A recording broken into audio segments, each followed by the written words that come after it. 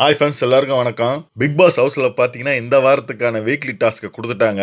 என்ன வீக்லி டாஸ்க்னு நீங்கள் ப்ரோமோ பார்த்து கண்டுபிடிச்சிருப்பீங்க. என்ன டாஸ்க்னா ராஜா ராணி உடை அணிந்த ராஜாங்கம் டாஸ்க் தாங்க. இந்த டாஸ்க் பார்த்தீங்கன்னா அடுத்த வாரம் தான் ஆரம்பிக்கிறதா இருந்தாங்க. இந்த வாரம் ஸ்கூல் டாஸ்க்கை தான் ஆரம்பிக்கிறதா இருந்தாங்க. டாஸ்கில் நிறைய சண்டை வரும், வயலன்ஸ் அதிகமாக இருக்கும். ஏற்கனவே பார்த்தீங்கன்னா 3 நாளைக்கு முன்னாடி பிக் பாஸை இழுத்து மூடணும்னு போராட்டம் வெடிச்சுது பிக் பாஸ் ஹவுஸ் முன்னாடி. அப்படி இருக்குங்குள்ள திருப்பியும் எதையாவது வயலன்ஸை கொண்டு வந்தாங்கன்னா பயங்கரமாக வெடிக்குன்னு சொல்லிட்டு ஃபன்னாக கொண்டு போகிற டாஸ்க்கை தான் இவங்க கையாண்டுக்கிறாங்க. அதாவது காமெடி இருக்கணும் நிறையா. அப்படி என்னடா டாஸ்க்னு பார்த்தாங்கன்னா இந்த ராஜா ராணி டாஸ்க் தான் சொல்லிட்டு அதையே ராஜாங்கம் டாஸ்காக மாற்றி இப்போ பிக் பாஸ் ஹவுஸ்குள்ளே விளையாடிட்டு இருக்கிறாங்க. எனக்கு தெரிஞ்சு இந்த டாஸ்க் பயங்கர ஃபன்னா போகும். இந்த டாஸ்க் பார்த்தீங்கன்னா 2 சாம்ராஜ்யமா பிரிச்சுட்டாங்க. ஒன்று தர்பீஸ் சாம்ராஜ்யம், இன்னொன்று பார்த்தீங்கன்னா கானா சாம்ராஜ்யம். தர்பீஸ் சாம்ராஜ்யத்துக்கு வாட்டர்மெலன் ஸ்டாரை ராஜாவா ஆக்கியிருக்கிறாங்க. கானா சாம்ராஜ்யத்துக்கு கானா வினோத்தை மன்னரா போட்டிருக்காங்க. கானா சாம்ராஜ்யத்தை பொறுத்த வரைக்கும் யாரெல்லாம் உள்ள இருக்காங்கன்னா விக்ரம் இருக்காரு, பானபத்திர ஓனாண்டியா புலவரா வராரு, கமருதீன் பார்த்தீங்கன்னா மந்திரியாரா வராரு ராஜாவுக்கு, பிரஜேன் பட தளபதியா வராரு, மந்திரியின் ராணியாக நம்ம திவ்யாவை போட்டிருக்காங்க, பணிப்பெண்ணாக கெமி வராங்க, மந்திரியின் மகளாக ரம்யா ஜோவை போட்டிருக்காங்க, ராஜதந்துரியாக போட்டிருக்காங்க மன்னருக்கு. ஆக மொத்தம் வினோத் மன்னரை சேர்த்து 8 பேர் உள்ள இருக்காங்க.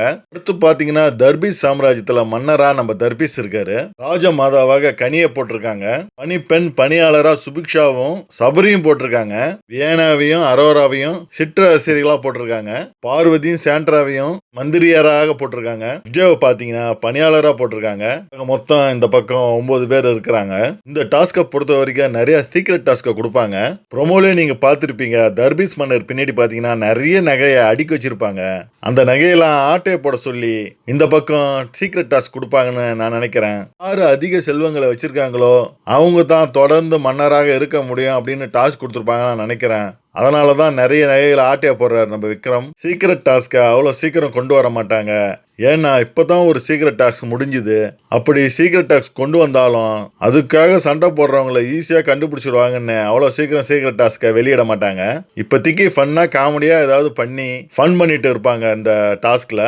விக்ரம் புலவராக பாடி பாடலில் பரிசு பெற வந்திருப்பாருன்னு நினைக்கிறேன். தர்பீஸ் கிட்ட பரிசு கொடுக்காத காரணத்தினால அவர்கிட்ட இருந்த செல்வங்களை தானே எடுத்துக்கொண்டு ஓடுறாரு நம்ம விக்கல்ஸ். இதெல்லாம் என்னுடைய கற்பனையை, என்ன நடக்குதுன்னு பொறுத்து இருந்து பார்ப்போம். இந்த வாட்டி காஸ்டியூம்லாம் பார்த்தீங்கன்னா சூப்பரா இருக்கு. எல்லாருக்கும் கனகச்சிதமா பொருந்துது. சினிமால வர மாதிரி எல்லாருக்கும் டிஃபரெண்டா கலர் கொடுத்துருக்காங்க. காஸ்டியூம் டிசைனருக்கு ஒரு சல்யூட்டை வைக்கலாம். அந்த அளவுக்கு சூப்பரா இருக்கு. அதே மாதிரி நகைகளும் அதிகமாக இருக்கு. இந்த கிரீடம் ஒர்க்லாம் பாத்தீங்கன்னா நேச்சுரலா இருக்கு. இந்த வாரம் ஃபுல்லா ஃபன்னா போகுன்னு கேரண்டி இருக்கு. ஆனா இதுக்கு நடுவுல சம்பவமும் இருக்கு. நம்ம தர்பீஸ நம்ம கானா வினோத் அவர்கள் அதிகமா கலாச்சாரம்னா நம்ம தர்பீஸுக்கு கோவம் வந்துடும். அதுவே பாத்தீங்கன்னா பெரிய சம்பவம் ஆயிடும். இந்த வாரம் சம்பவம் செய்யக்கூடாதுன்னு தான் விஜய் டீம் எல்லாருமே முடிவு பண்ணியிருக்காங்க. ஸோ கண்டஸ்டன்ஸ் என்ன செய்யறாங்கன்னு பொறுத்து வந்து பார்ப்போம். இந்த பக்கம் தர்பீஸ் சைடு பாத்தீங்கன்னா எல்லா பொண்ணுங்களும் இங்க தான் இருக்காங்க. தர்பீஸுக்கு பயங்கர கொண்டாட்டமா இருக்கு. மன்னர் வேடம் வேற கொடுத்துட்டாங்களா, சொல்லவே தேவையில்ல. ரொம்ப பெருமையா ஃபீல் பண்றாரு நம்ம தர்பீஸ். என்ன அந்த கட்டபொம்ம வாசனமோ வீர சிவாஜி அந்த வாட்டர்மெலன் ஸ்டைல் பண்றதையும் தான் திருப்பி செஞ்சுன்னு இருப்பாரு. வியானாவும் அரோராவும் இந்த பக்கம் இருக்கிறாங்க.